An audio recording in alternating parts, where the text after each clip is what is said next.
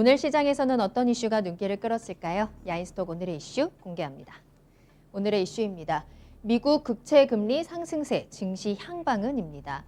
경기 동향을 보여주는 핵심 지표인 미국의 장기 국채 금리가 최근에 급등세를 보이고 있습니다. 현지 시각으로 12일 미국의 국채 10년물 수익률은 연 1.15%를 기록했는데요. 지난주 월요일만 해도 0.93%였던 금리가 불과 일주일 만에 0.22%포인트나 급등한 겁니다. 이번 미 국채 금리 급등은 블루 웨이브의 영향이 큰 것으로 보이는데요. 민주당이 대규모 추가 부양책을 꺼내들 것이라는 기대감에 채권 금리가 크게 상승한 겁니다. 문제는 미 국채 금리 상승이 국내 증시에 끼치는 영향력이 작지 않다는 겁니다. 전문가들은 미 국채 금리가 계속 오르면 주식시장 상승세에는 제동이 걸릴 것으로 보고 있는데요. 기업 등이 창출하는 이익 가치를 떨어뜨릴 수도 있고 이는 주식 매수 신호를 약화시킬 수 있다는 분석 때문입니다. 다만 미 국채 금리 상승 자체보다는 연준의 태도 변화를 지켜봐야 한다는 의견도 있습니다. 국채 금리 상승 속도가 빨라지면 연준이 기존 입장을 바꿔서 완화적 태도를 조금 더 빨리 걷어들일 수도 있다는 전망입니다.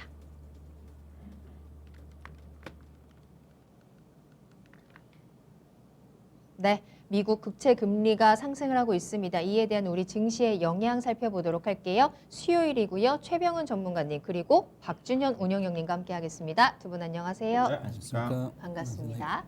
자, 오늘 두 분과 함께 시장에 대한 이야기 야인스톡 진행하겠고요. 앞서서 일부 채팅창 보니까 이 종목 진단에 대해서 아쉬움을 많이 말하시던데 오늘 2부에도 종목 진단 시간 기다리고 있으니까요. 함께해 주시길 바라겠습니다. 궁금하신 종목 계속해서 올려주세요. 유튜브 실시간 채팅창 그리고 토마토TV 홈페이지 아자아자 게시판 열어두겠습니다. 종목을 올려주실 때는 종목명과 함께 매수가 그리고 비중도 올려주시면 되겠습니다.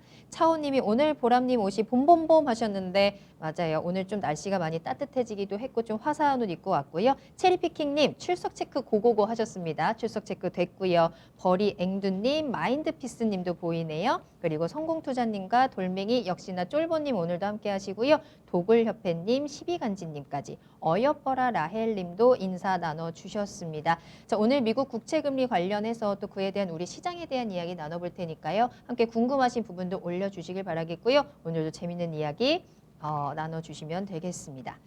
자, 그러면 야인스톡 본격적으로 출발해 보도록 하겠습니다.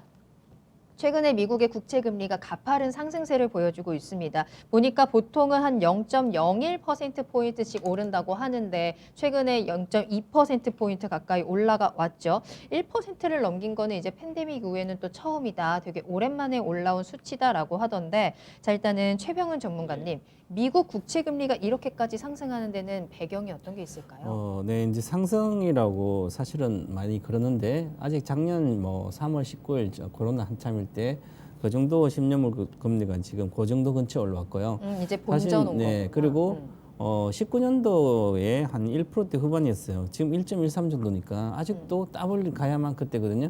그러니까 이제 사실은 잠깐 조금 오른 걸 급등이라고 해서 사람들이 이렇게 과거에 금리가 올라가면 주가가 막 빠지고 막 그러거든요. 근데 그런 어떤 그 때문에 사실은 주식은 미국에서 별로 움직이지 않았고 우리가 등락한 건 금리 때문 아닌 걸 현재는 저는 보고 있을 거예요. 그다음에 네. 미국의 국채 금리 이렇게 상승하는 것은 결국은 바이든 정부가 이제 20일부터 들어서면 대규모 경기 부양책이 나올 거 아니에요. 그 나오게 되면 결국은 대규모 경기 부양책 안에서 이제 채권을 많이 발행을 하겠죠. 발행을 네. 하면 그만큼 채권 값이 떨어지는 거죠. 떨어지면 이제 금리가 상승할 수밖에 없고 그래서 그다음에 이제 재정에 대한 악화가 우려가 됩니다. 이제 재정이 악화가 된다면 네. 돈은 많이 풀어서 국가가 재정이 악화되면 금리가 올라가게 되죠. 예를 들어서 국가가 파탄하는 남미 보면 금리 쫙 올라가듯이 네. 그것처럼 채권 값이 그저 폭락하는 거죠. 그래서 이제 10년물이 결국은 이제 재정 악화 우려가 있지 않을까. 이렇게 대규모 경기 부양. 지금도 돈을 많이 풀었는데 재정이 좀 불안한데 그래서 미리 10년물 금리가 이렇게 올라가고 있는 것 같고요. 네. 그다음에 이제 결국은 이제 만약에 이 금리가 올라가는 게 경기가 회복되고 바이든 좀 회복되고 그다음에 정상적으로 이게 어느 정도의 이제 인플레이션도 어느 정도 경기가 좋아져서 인플레이션이 물가가 상승한 인플레이션이 일어나는 것은 선순환되고 괜찮습니다. 그런데 저는 이제 그런 어떤 기대 심리가 과거의 어떤 논리를 보면 그래서 지금 주식이 안 좋지 않은가 이렇게 하고 또 이제 금리도 올라가고 있습니다. 그런데 지금 실제로는 좀 2년물 금리는 이제 값이 변동이 별로 없으니까 2년물로 매매를 주로 하고 미리 저거는 이제 채권 값이 떨어지는 거죠. 팔아서 그렇게 좀 한번 차트를 보시면 네. 올해 들어 계속 밑에 파란색 이렇게 금리 미국 10년물 국채 금리인데 2020년도 8월에 저가부터 해서 끝없이 올라가고 있습니다. 우상향. 네. 그런데 과거에 많이 내놓은 게 정상화되는 거라고 보면 되죠. 2020년도 3월 19일 1.91, 1915%인데 그 근처로 오고 있고요. 사실은 저 19년도 12월 23일에 1.9%였는데 거기까지 가려면 아직 멀었습니다. 1.29로 돌파해서 금리가 저 위에 간다면 그때는 주식시장이 네. 강력한 어떤 하락이 올 수도 있는데 그렇게 아닌 것 같고 현재 또 미국의 2년물과 10년물의 스프레드를 보면 확대가 되고 있는데 이 2년물은 그냥 행보를 하고 있는데 10년물만 올라간다 장기채가 그러네요. 올라간다는 것은 네. 앞으로 돈이 말고 금리 이제 상승이 될 거라고 미리 사람들이 해서 채권을 팔아버리는 것 같고 그래서 이제 신정부 들어선 그런 어떤 네. 의미로 해석하면 되니까 이게 이제 어떤 경기의 회복, 어떤 이제 예를 들어서 많이 인플레이션이었던 그런 것 때문에 보다도 이제 어떤 그런 쪽이 아닐까 보고요. 네. 그래서 주식 투자자들은 아직 금리 때문에 주가를 팔아야 되고 그런 생각조차 아직은 안 해도 된다. 아직 걱정 안 이렇게. 해도 될까요? 알겠습니다. 그에 대한 이야기 또 시장 전망 대응은 잠시 후에 조금 더 자세히 이야기 나눠보겠고요. 운용영님께서는 미 국채 금리 상승에 대해서는 어떻게 파악하고 계실까요? 일단은 국채 금리가 이제 올해 들어서 급등을 했지 않습니까? 네. 이제 속도가 상당히 빨랐고 일주일 만에 거의 21 BP가 베이시스 포인트가 상승을 했으니까 이게 서서히 올라가면 괜찮은데 일주일 동안 올랐으니까 결국 이제 일주일 동안 올랐다는 자체는 결국은 포인트 자체가 결국은 미국의 조지아 선거 때문이거든요. 상원까지 민주당이 블루 웨이브 되고 그렇죠. 나서. 되면서 그게 이제 시발점이었다 보시면 됩니다. 네. 왜냐하면 연초부터 떴으니까 작년 연말에 10년물 국채 금리가 0.90 정도 되다가 지금 지난 10월 11일 날 가장 높은 때 1.144까지 갔으니까 약 맞아요. 21 베이스 포인트 가까이 상승했는데 현재는 네. 현재 시간은 약간 지금 1월 11일 이후에 약간 하향 조정을 하고 있는 쪽이 오늘 또 지금 약간 좀 마이너스 쪽에 약간 떨어지고 있습니다. 네. 이게 1월 연초부터 올랐다는 것 자체는 이제 조지아 선거를 공화당이 다수석을 민주당이 가져감에 따라 가지고 바이든 정부에 대한 경기 부양책이 적극적으로 집행이 좀 될 거다. 네. 뭐 그런 어떤 기대감이죠. 돈이 많이 풀 거니까 그러면서 확실하게 경기가 좋아질 거다. 돈을 풀 거니까 그런 것들이 반영이 좀 되고 있는 거죠. 그러니까 돈이 또 많이 풀리니까 향후에 또 돈이 많이 풀리면 아무래도 시장의 과잉 유동성 때문에 인플레이션이 올라갈 거잖아요. 경기도 네. 회복이 좀 될 거고. 그러면 네. 분명히 경기도 회복될 거고 그럼에 따라 가지고 경기도 회복이 좀 되면 그래서 향후에 물가도 올라갈 거니까 그래서 당연히 금리가 올라갈 수밖에 없는 거거든요. 그래서 향후에 기대 심리가 반영이 좀 됐다. 그래서 현재 문제 자체는 이제 경기도 좋아지겠지만은 향후에 인플레이션이 연준이 목표하는 통화정책 목표치가 2%지 않습니까 물가가? 네. 현재 기대 인플레이션이 2% 정도까지 올라가 있거든요. 그래서 이러다가는 경기 회복수가 빨라지면서 연준의 페이퍼링이 좀 빨라지지 않겠는가? 네. 이제 그런 우려감이 반영이 좀 되고 있는 거죠. 실질적으로 연준 지난 연초 들어서 가장 매파적으로 이제 발언한 연준 의원 중에 하나가 애틀란타 연준 의원인 라파엘 보스라는 사람이 이런 얘기를 했거든요. 올해 이제 연준의 금리 변경 가능성은 낮지만은 강력하게 경기가 회복이 될 가능성이 크다. 이런 경우에는 빠르면 2022년도 하반기에 금리를 인상할 가능성이 크다. 그 전에 금리 인상하기 전에 해야 되는 것 자체는 페이퍼링이거든요. 네. 채권 매입을 통해 가지고 자금을 회수하는 거. 금리는 나중이거든요. 일단은 채권 풀었던 자금, 채권을 매각을 하면 돈이 풀리는데 네. 채권을 다시 이제 매입을 하면 돈이 흡수가 되는 거니까. 그러면서 올해 하반기에 채권 매입을 하면서 페이퍼링 시장이 좀 되고 빠르면 내년도 하반기에 금리를 인상을 할 거다. 이게 전제가 있습니다. 강력하게 경기가 회복이 되면 그런 부분이라고 봐야 될 것 같고. 근데 이제 조금 전에 1월 10일 날 금리가 고점을 찍었고요. 그때 나스닥 시장이 조금 빠졌던 이유도 거기에요. 성장주들이 금리 인상에 가장 취약하지 않습니까? 그때 변동성이 나왔거든요. 네. 그 이후로 어제 오늘 이틀 연속 금리가 떨어지고 있고, 그리고 앞서 우리 최명령 얘기했다시피 중요한 자체는 2년물 국채 금리는 변동이 없다. 지금 0.97이거든요. 예, 거의 변동이 없어요. 10년물에 비해서. 네. 이 부분 자체는 조금 전에 향후에 2년 이후, 3년 이후 장기적으로 경기 회복된다는 전제 자체가 기대 인플레이션이 반영이 좀 된 부분이기 때문에 네. 경계는 해야 되겠지만은 아직까지는 시장에서 크게 주목하지 우려할 않는 흐름이다. 부분은 아니다. 예. 알겠습니다. 자, 이렇게 미국 국채 금리가 상승하는 배경에 대해서 짚어봤는데 앞서도 말씀해 주신 것처럼 완만하게 올라온 게 아니라 그 일주일 사이에 굉장히 빠르게 속도가 빠르게 올라오고 있다 보니까 이제 여러 가지 우려의 목소리도 나오는 거거든요. 근데 그에 비해서는 미국 증시도 그렇게 크게 흔들리고 있지는 않은 것 같아요. 증시의 영향은 어떻게 보세요? 전체로 이제 미국의 중요한 것은 연준이 중앙은행이 이제 금리 스탠스를 어떻게 잡고 있는지 아주 중요하거든요. 네. 그래서 금리 스탠스를 지금 이제 자산 가치가 인플레이션이 일어나서 자산 인플레이션 크게 일어나고 있거든. 부동산도 올라갔죠. 주식도 올라가지. 이제 원자재도 올라가고요. 유가도 올라가고 네. 금도 올라가고 다 올라갑니다. 그래서 일단 립 서비스를 하는 것 같아요. 어떻게 이제 스탠스 변화가 이제 아직은 특별히 없는데 그 중에 강성인 어떤 금리를 올려서 이런 걸 좀 잡아야 되지 않을까 속도. 그러니까 이거 말고 속도 조절인 거죠. 우리나라 최근에 어떤 분이 우리도 금리를 올려서 부동산을 잡는 게 금리 올리면 가장 좋은 방법이죠. 그런데 금리 올리면 당연히 좋은 방법이에요, 그죠? 그런데 경기를 죽여버릴 수도 있거든요. 그러면 오히려 이제 더 충격이 더 올 수도 있기 때문에 이게 쉬운 게 아니거든요.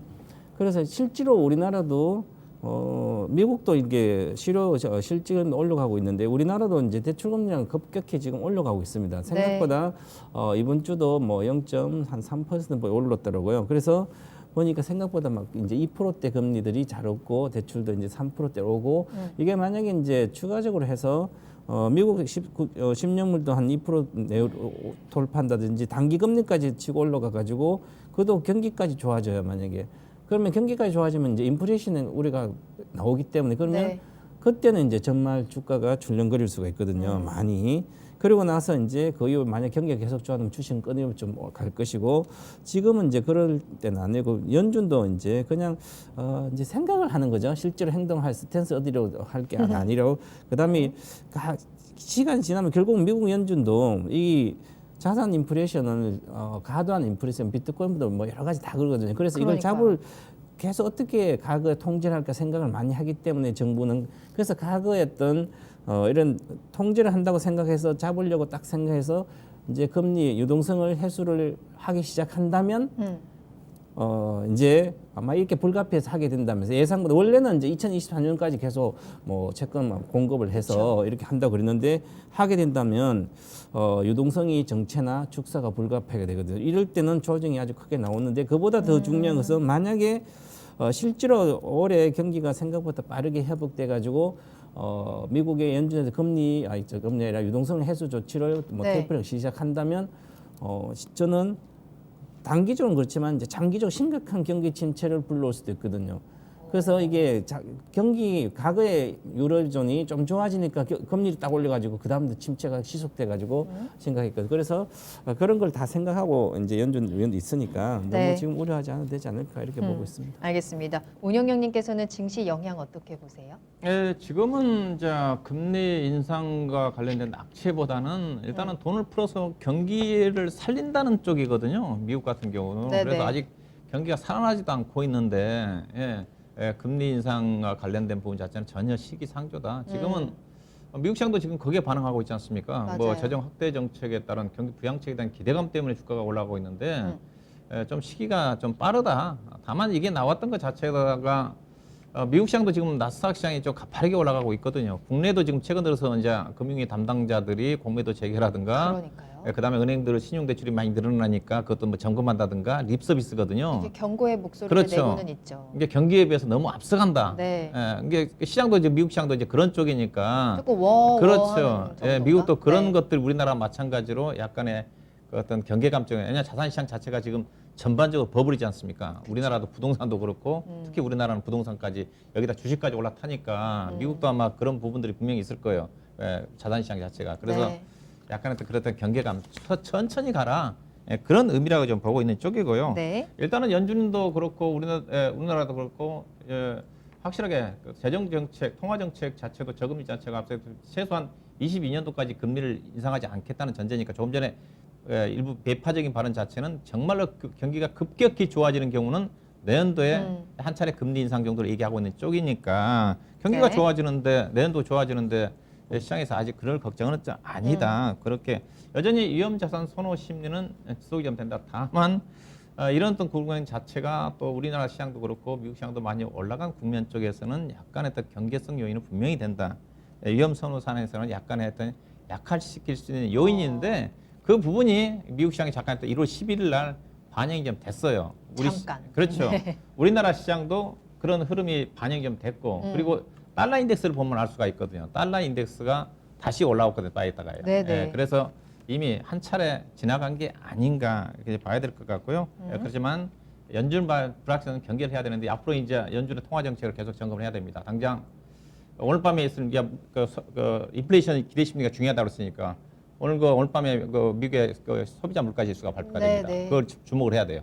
만약 소비자 물가 지수가 확 올라가면 2% 올라가면 당장 또 이슈가 됩니다. 그다음에 14일 날 있을 제롬 파월 의장의 연설이 있어요. 그쵸. 그다음에 또 바이든 정부 출범 이후에 곧바로 1월 말에 바이든 정부 출범 이후에 첫 연준의 통화 정책이 있습니다. 이 부분들이 이제 앞으로 이제 우리가 신경을 그동안 안 썼는데 이제 네. 신경을 써야 되는 변수가 좀 되지 않겠다 봐야 되겠습니다. 알겠습니다. 그러면 말 나온 김에 연준 이야기를 좀 해볼까요? 앞서서도 계속 좀 살짝 언급을 해주시긴 하셨지만 연준에서 이제 테이퍼링에 대한 부분을 이야기를 하면서 이에 대한 또 우려들도 나오고 있긴 한데 걱정할 필요 없다라고 말씀을 네. 하셨어요. 립 서비스일 거다. 그렇죠. 네. 일장에 이제 띄우는 거죠. 자산에 대한 속도 조절. 너무 과도하게 주가도 그렇고 올라가니까 결국은 이렇게 할 거라고 계속 립 서비스라도 실제로 행동 정책으로 나오지 않도록 해야만 그나마 좀 억제를 할 수 있거든요. 그래도 워낙 유동성이 많기 때문에 먹히지 않습니다. 그래서 나스닥도 뭐 움직이죠. 그냥 올라갔다가 잠깐 하루가 급등했다가 횡보를 하고 있고요. 네. 우리 시장도 뭐 마찬가지고 그래서 실제로 연준이 테이퍼링을 할 가능성은 올해는 저는 거의 없다고 보는 거고요.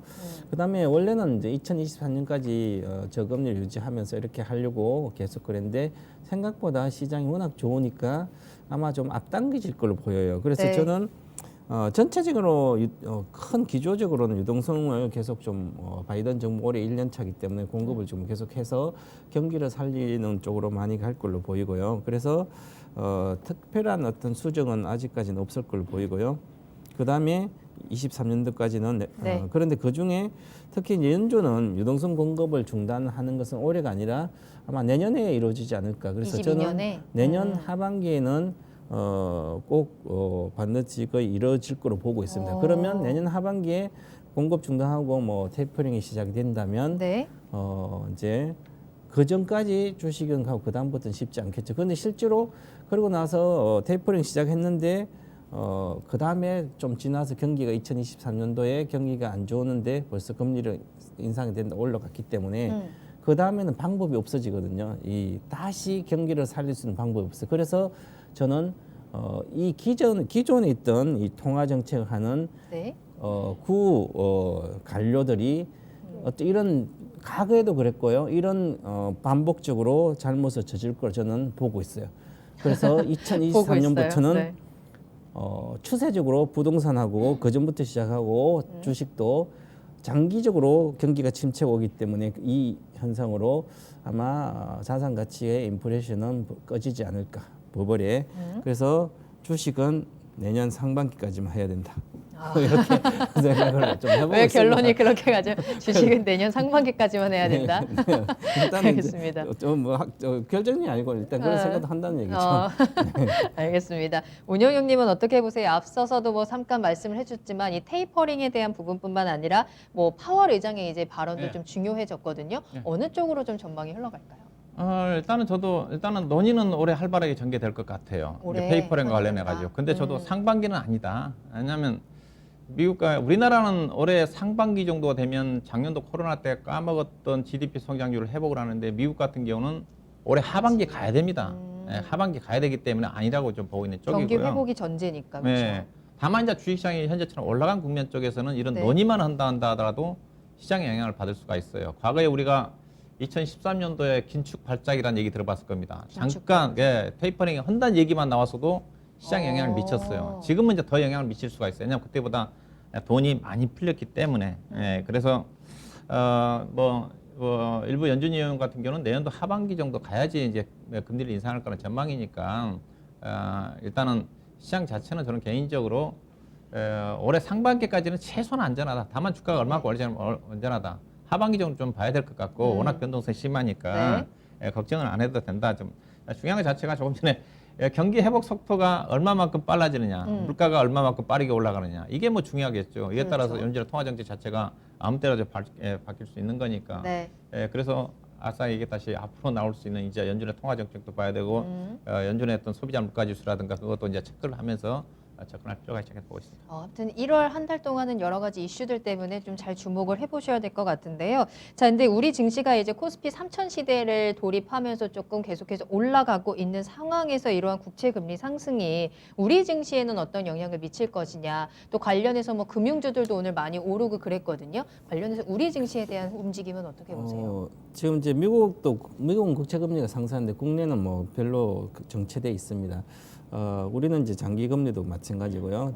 대다수 정체가 돼 있고 특별하게 움직임이 없고 그다음에 또한 이제 미국 증시뿐만 아니라 나스닥 뭐 다우존스부터 다 그리고 특별한 하락 징후라든지 이 금리 때문에 크게 빠져서 추세가 바뀐다 이런 거는 전혀 없습니다. 우리나라도 마찬가지고 네. 지수도 그렇고 장중 변동성으로 계속 끝나고 있습니다. 그것은 그만큼 아직까지 특별한 이제 추세를 돌릴 만한 악재가 없다는 거죠. 그래서 이 지금 금리 상승, 국채 올라가는 것에 대해서 이 추세를 지금 반전할 수 있는 단기적으로도 그 정도의 파급력이 있는 것은 아니기 때문에 즉 아직까지 기준으로 보더라도 아주 낮은 올라가더라도 그 수준이 아직 낮기 때문에 네.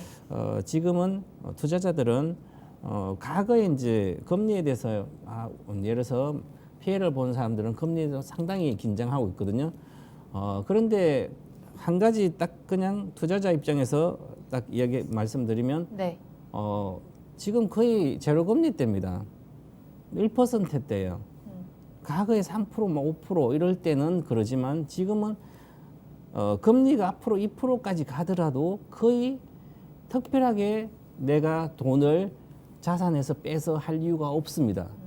그렇기 때문에 실제로는 금리 가지고 영향력이 과거보다 완전히 줄어들었고요. 네. 그래서 지금은 금리로 인해서 또한 왜 우리나라의 투자자들은 뭐 환율 보잖아요. 이렇게 환율 저는 안 본 지가 몇 년 됐거든요. 전혀 볼 필요 없고요. 지금도 마찬가지 저성장 시대이기 때문에 지금 작년보다는 기저효과 때 올해 상반기 경제 성장이 좋을 거예요. 그죠?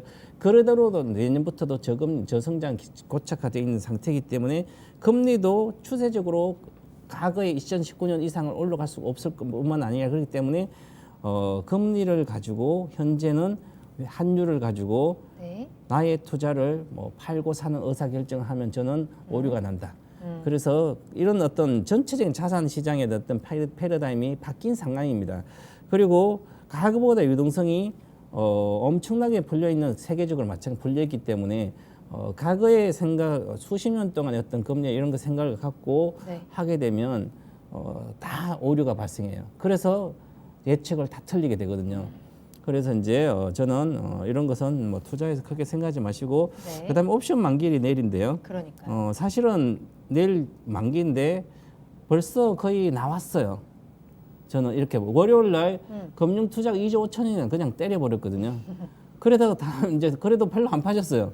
그래서 오늘도 막 하다가 이제 다시 올랐는데 그래서 한 뭐 나오면 1, 2조는 2조? 만약 2조가 나온다 하더라도 하루에 다 받을 수 있어요.